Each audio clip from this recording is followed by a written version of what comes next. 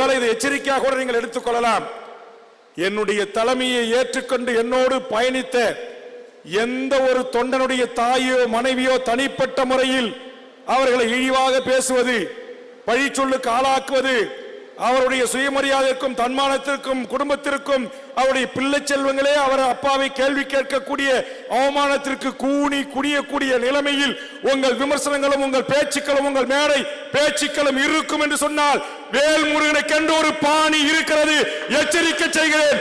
இந்த நிமிடத்தில் இருந்து அவர் என் கட்சியுடைய தொண்டர்கள், என்னை தலைவராக ஏற்றுக்கொண்டவர்கள், இதுநாள் வரையில் உங்கள் விமர்சனம் எப்படி வேண்டுமானாலும் இருக்கலாம்.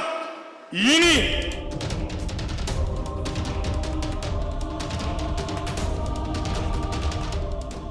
நான் ஆம்பளை, நீ ஆம்பளை, நான் உங்ககிட்ட கேள்வி கேட்டேன்னா என்கிட்ட நீ கேளு, இல்லை நான் அடிச்சேன்னா நீ என்ன திருப்பி அடி.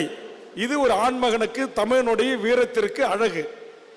என்னுடைய தாய் எங்கேயோ உட்காந்துருக்காங்க, என் பாட்டி, என் அம்மா, என் கட்சி நிர்வாகிகள், மனைவி, குழந்தை, பெண் பிள்ளைகள், இதை பற்றி பேசுறது, பெண் பிள்ளைகளுக்கு போன போட்டு மிரட்டுறது, பிரபாகர் இருக்காருன்னா பிரபாகர் மனைவிக்கு போன போட்டு மிரட்டுறது, இதெல்லாம் வேண்டாம்.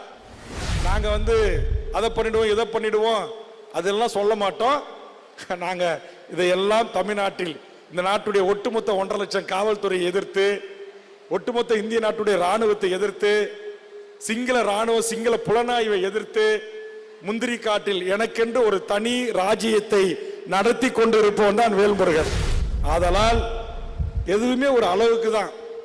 நீங்க அரசியல் லாபத்திற்காக, பதவி வெறிக்காக, பண வெறிக்காக, யூடியூப்ல உலகம் பூரா இருக்கிற வியூவர்ஸ் பார்க்கணுங்கிறதுக்காக சேட்டை எல்லாம் பண்ணிக்கிட்டு தெரிஞ்சீங்கன்னா நாங்க பொறுப்பெடுத்துக் கொள்ளுவோம்.